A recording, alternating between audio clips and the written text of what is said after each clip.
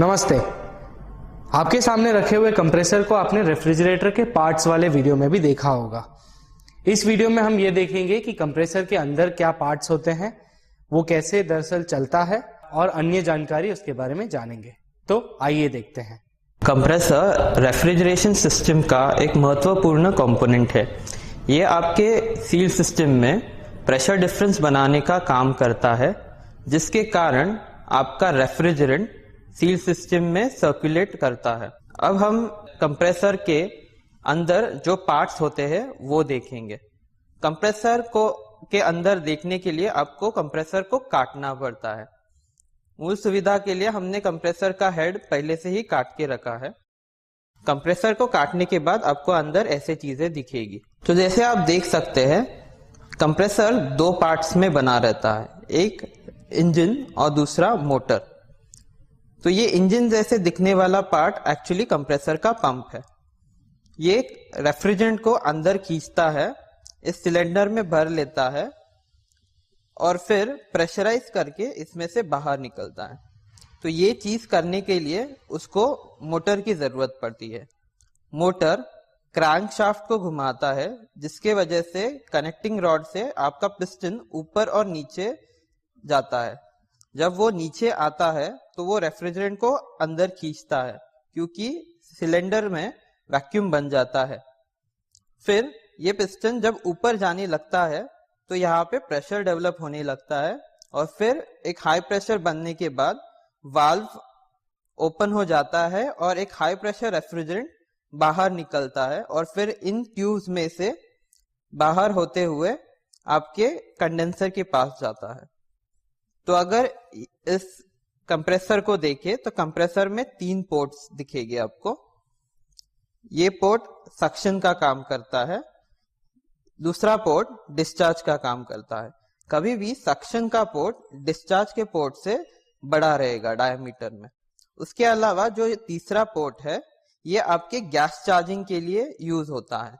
तो कभी भी आपको अगर सील सिस्टम में लीकेज हो तो आप लीकेज सॉल्व करके फिर वहां पे गैस चार्जिंग करनी पड़ती है, और वो गैस चार्जिंग आप यहाँ से कर सकते हो।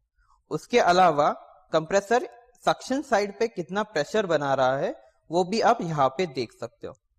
एक normal running compressor suction side पे 5 से 7 psi का प्रेशर बनाता है और डिस्चार्ज साइड पे 110 से 120 psi का प्रेशर बनाता है। तो अब हम कंप्रेसर के अंदर के पार्ट्स देखेंगे। पहले है कंप्रेसर का बॉडी। कंप्रेसर के बॉडी में आपको 3 पोर्ट्स दिखेंगे, सक्शन, डिस्चार्ज और चार्जिंग। उसके अलावा यहाँ पे ग्लास सील टर्मिनल रहता है, जहां से हम बाहर से पावर सप्लाई देते हैं और जिससे अंदर का मोटर चलता है। उसके अलावा अंदर 4 स्प्रिंग्स है, जिसपे आपका मोटर का स्टेटर माउंट हो जाएगा, और ये ट्यूबिंग्स है जहां से आपका रेफ्रिजरेंट फ्लो होके कंडेंसर के पास जाएगा। अभी देखते हैं मोटर। मोटर 2 पार्ट्स में बनता है, एक है स्टेटर और दूसरा है रोटर। स्टेटर में भी 2 वाइंडिंग्स रहती है, एक रन वाइंडिंग और एक स्टार्ट वाइंडिंग। तो रन वाइंडिंग का अगर देखेंगे तो डायामीटर या थिकनेस बहुत छोटा रहता है कंपेयर टू स्टार्ट वाइंडिंग, और दोनों में एक इंसुलेशन रहता है। ये वाइंडिंग्स के कनेक्टर टर्मिनल्स है जो आपके कंप्रेसर के बॉडी में लगता है अंदर से।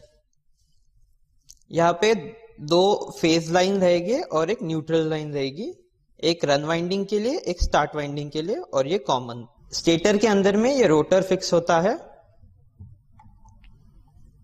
और ये रोटर या ये मोटर मैग्नेटिक इंडक्शन से चलता है।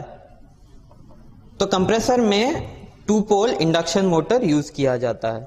एक कंप्रेसर इंजन का पार्ट है। तो जैसे हमारे गाड़ी में इंजन रहता है, वैसे ही इसका स्ट्रक्चर है। आपको एक क्रैंकशाफ्ट मिलेगा, एक कनेक्टिंग रॉड मिलेगा, उसके साथ एक पिस्टन रहेगा, ये सिलेंडर है, और फिर उसके ऊपर हेड लगेगा। हेड के ऊपर 2 वाल्व्स रहेंगे। तो ये आपका सक्शन वाल्व रीड है और ये आपका डिस्चार्ज वाल्व रीड है। तो ये सक्शन वाल्व रीड इस पे ऐसे लगा रहेगा। जब पिस्टन अंदर खींचेगा तो अंदर वैक्यूम बनेगा, जिसके वजह से आपके चार्जिंग सक्शन लाइन से रेफ्रिजरेंट अंदर आएगा और फिर ये वाल्व को पुश करेगा और इससे रेफ्रिजरेंट आपके सिलेंडर में जाएगा। फिर इसके ऊपर आपका डिस्चार्ज वाल्व रहता है। तो डिस्चार्ज वाल्व सिलेंडर में हाई प्रेशर बनने के बाद ही खुलेगा। तो ये आपका वाल्व ओपनिंग है। जब प्रेशर बनेगा तो इस होल में से रेफ्रिजरेंट उस वाल्व को पुश करेगा और फिर हेड में कलेक्ट हो जाएगा। ये आपका कंप्रेसर का हेड है। तो जब वो वाल्व पुश हो जाएगा, रेफ्रिजरेंट इसमें कलेक्ट हो जाएगा और फिर ट्यूबिंग के वाया बाहर निकल के आपके कंडेंसर में जाएगा। अभी हम देखेंगे एक प्रैक्टिकल वीडियो जहां पे ये मोटर अंदर से कैसे चलता है करके हम आगे अभी देखेंगे। तो अभी हम कंप्रेसर को ऊपर से देख रहे हैं। कंप्रेसर को रिले के माध्यम से हम सप्लाई देंगे। तो रिले पे 2 पोर्ट्स होते हैं, स्टार्ट और रन, जैसे अंदर मोटर में हमने देखा था, और एक कॉमन का पोर्ट रहेगा। तो ये आपके ग्लास सील टर्मिनल पे आप कनेक्ट करेंगे। तो फिर इस माध्यम से आपके कंप्रेसर के मोटर को सप्लाई मिलेगा। तो इसके माध्यम से हम कंप्रेसर के मोटर को सप्लाई देंगे। कंप्रेसर के मोटर के वाइंडिंग में से जब करंट बहेगा तो वो आपके रोटर में मैग्नेटिक फील्ड तैयार करेगा और जिसके वजह से वो अपने आप घूमने लगेगा। तो इस तरह से एक इंडक्शन मोटर का इसका काम करेगा। वो रोटर घूमने के कारण आपका क्रैंकशाफ्ट घूमने लगेगा। तो जब क्रैंकशाफ्ट घूमेगा, कनेक्टिंग रॉड से पिस्टन नीचे खींचा जाएगा।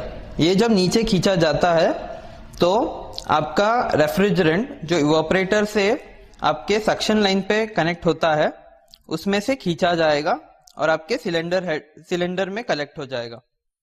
फिर जब पिस्टन वापस ऊपर की दिशा में चलने लगेगा तो ये रेफ्रिजरेंट सिलेंडर के अंदर प्रेशराइज होते जाएगा, क्योंकि वहां की जगह अभी कम होती जाएगी। और जब एक प्रेशर बन जाएगा 100 psi के आसपास, तो वो जो वाल्व हमने देखा था वो ओपन हो जाएगा और फिर इन ट्यूब्स में से रेफ्रिजरेंट प्रेशराइज होके आपके कंडेंसर पे जाएगा। तो अभी हम इसको चला के देखते हैं। तो अभी आप देख रहे हो कि ये कंप्रेसर चल रहा है, उसका क्रैंकशाफ्ट रोटेट हो रहा है। तो इस मोटर का रोटेशन 3000 RPM तक आ जाता है, बिकॉज ये 2 पोल इंडक्शन मोटर है। तो इस वीडियो में हमने जाना कि कंप्रेसर क्या होता है और कंप्रेसर के अंदर क्या क्या चीजें लगती है और उसके अंदर के क्या पार्ट्स है और वो कैसे रोटेट होता है करके। अगले वीडियो में हम ये भी देखेंगे कि कंडेंसर क्या होता है, कंडेंसर के साथ साथ इवेपोरेटर और कैपिलरी ट्यूब के बारे में भी जानेंगे। तो हमारे साथ बने रहिएगा। धन्यवाद।